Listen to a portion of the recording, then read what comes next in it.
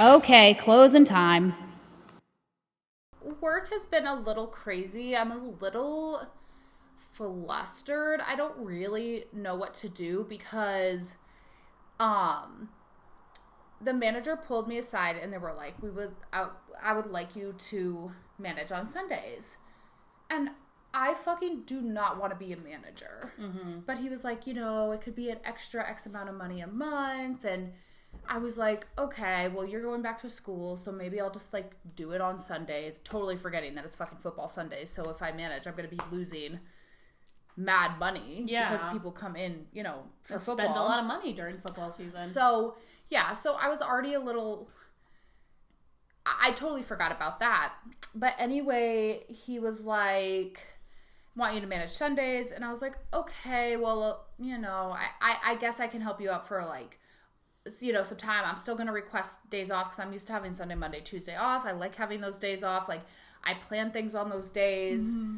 And he was like, it's not a contract, you can request days off. Like, I just need help because he's the only one there, which I get. He works really hard. He's a great manager, but it just sucks because I don't want to fucking manage. And I don't want it to become something then I'm bitter like past managers because they never wanted to manage in the first place and they almost felt like forced into it and thrust into it. So I was like, okay, yeah, maybe like Sundays would be fine. But then all of a sudden I get the schedule and I'm managing on Friday and Saturday. Mm-hmm. And I lost mad money on Saturday because it was 9/11. Yeah. And the firefighters come in. The firefighters come in, cops come in, like it's really busy. Who's to say maybe every Saturday I wouldn't be losing money? Like time will tell. Like I have to look back on my Just the Tips app and see if I'm losing money. But I don't know. I was just like, this wasn't the deal. Mm-hmm. So now I feel a little bit frustrated because I feel like I'm being taken advantage of. Mm-hmm. I make money on Friday and Saturday. Yeah. Let me manage. If you need a manager, like let me manage like Wednesday day when I barely make $100 during the day because no businesses are open. Yeah. Or if businesses are open, everybody's working from home, so I'm not making any money from the lunch crowd. Yeah. So I don't know. I'm gonna cross that bridge. Like I did it that week. I'm gonna see. I go on vacation to California, which I'm really excited about. Ooh, you're gonna have so much fun. Yeah. Is the beer good? Yeah, it's really good. Yay. Cheers, cheers. Whoop. And nice. Yeah, it's really nice. I like that creamy. Yeah. Anyway, so I don't know. Now I'm just babbling, but I don't know. I'm just like bitter about managing a little bit. And I don't want to be that way. And speaking of managing, I feel like I'm such bad luck when it comes to managing. Every time I manage, I feel like something happens. Somebody passes out and I have to call 911. Somebody seizes on me. There's a homeless person that pulls a knife on me. Like what is it? You know what I mean? And so on Friday when I was managing, I saw a few firefighters outside the door and I'm like, what's going on? Yeah. Like, why are firefighters just standing outside of Phoebe's door? And then all of a sudden I had a table. Well, I didn't have a table. One of my waitresses had a table. And the table was like, can we move to the other side? Because there's Bowery and there's 4th. Can we move to the other side? There's a guy with a knife. And I'm like, what the fuck? Yeah. So I run outside and I find there's like a whole bunch of cops like down at the edge of the street. And I was like, what's going on? And they were like, oh, there's a guy with a knife.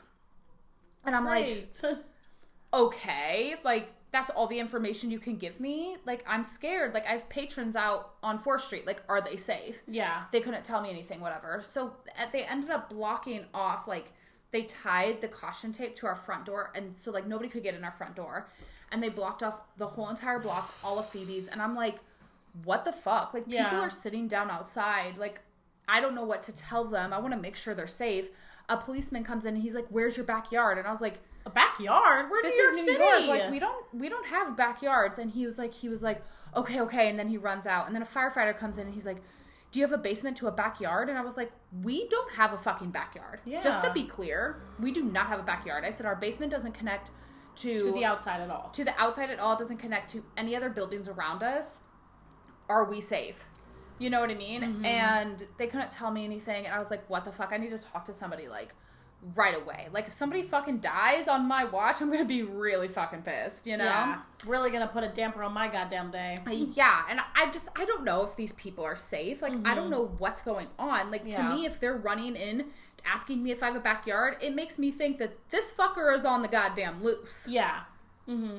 And people aren't safe. Finally, a detective came, and the detective was like, hey, I want to keep you in the loop. And I was like, thank you. Thanks. I was like, I'm managing today. What is going on? I said, are these people safe? Are the employees safe? Am I safe? Like, what's going on? And he's like, the guy had a knife and was like walking around, brandishing it. right. But then he locked himself in. I won't say the name of the company, The establishment, but he locked himself in the basement of the establishment. I found out later that he works at this establishment. Oh. Obviously, I'm not gonna like say names or whatever, but he locked himself in the basement, and the cops were the detective was like, I was like, is everybody fucking safe? Yeah. And he was like, everybody's safe. You have nothing to worry about. SWAT team's coming. We're gonna lure him out. You know, all this stuff. Christ. Oh my god. I'm like, fucking hell. Like, every time I manage, it's just some fucking bullshit, you know? I don't want to manage. I just want to go to work, make money, call it a goddamn day, and go home. Yeah. I don't want to have to write any emails. I don't want to talk to the owner about how to make the company better or what I saw or what happened. I just want to make money and go home. Mm-hmm. You know? So I'm not bitter. I like helping out, but at the end of the day, I'm there to make money. You're there to make money, and if you're managing, you're not making money. Like, that's just the way it works. The managers make less money than the waiters and the waitresses. Right. That's just fact. And it's just hard because I feel like people kind of take advantage of me a little bit because you have been a waitress, or you are a waitress. Because I am a waitress. So you're sort of like chummy with them, and then they take advantage of you. It's just a really bad system. Right, exactly. It's just a really bad system. So then that fucking same day, this lady comes in, obviously homeless. Yeah. And I was like, hey, I'm sorry. Like, I just need to see proof of vaccination before you come inside. And she was like, I'll grab it for you. Okay, she puts her bag down. She's like, I need a drink first. And she takes out a bottle of vodka, and she like chugs some of the bottle of vodka and then puts it back into her bag. Oh my god. And I was like, lady, you gotta go. You gotta go. You gotta go. I was like, listen, you cannot have open container inside this restaurant. I said, I'm gonna have to ask you to leave. She has the fucking moxie. She has the audacity to be like, let me see your ass. What? She said, let me see your ass. And Your I said, ass? my ass. She's sadly, Your ass? yeah, sadly she's a Looney Tune. Yeah. And She wanted to see your bare behind. she was like, let me see that ass. And I was like, no. I said, you have to leave this establishment. Yeah. And she was like, why are you so cocky? You're so cocky. You're so cocky, you won't let me see your ass. And I'm like, What the hell is happening? Only in New York City, man. yeah. I was like, come on, I'm gonna lead you outside. Like, Uh-huh. let's go. Like, I was Yeah, whatever. You know, let's go, ma'am. Please, walk with me. Like, I'm gonna, guide you to the street. Yeah. Whatever. Yeah. And she goes around to where we have our outdoor seating, and she goes up to these two wonderful girls that were very, very sweet. I gave them a round of shots on the house because They were dealing with bullshit. they had to deal with this. But Yeah. she goes, I want those. And they had just finished buffalo wings, but they still had celery and carrots. Like, they didn't eat the celery carrots or like the blue cheese. Yeah. And she grabs all of their celery and carrots and their blue cheese, and she starts walking. And I was like, and then like asking other tables, like, She just stole the food right off their she plates? just stole the food right off their plate. Oh my god. And I was like, ma'am, that's our property. And she's like, no, I'm allowed to ask these people for food. They're not eating it. And I'm like, you don't know that. Yeah. They paid for this food. Yeah. And I was like, listen, like, you gotta go. Take the celery, take the carrots, take the fucking ramekin, go. Yeah. Just leave. Please. Yeah. Yeah. And she finally walked away. I offered them, whatever. I gave them out. They weren't going to eat the celery or carrots or whatever. But obviously, like, I would be shooketh too if somebody just fucking came up and started stealing food off my fucking plate. Yeah. And got them a run of shots. They were so sweet. Good. But it was just wild. And then I just, like, feel so bad because with this outdoor seating, this happens to me multiple fucking times, is especially, like, older people, not necessarily homeless, but older people will, like, sit down on the benches or the tables, and I'm like, this is not free I'm really seating. sorry, like, this isn't free seating, like, I need to ask you to order something.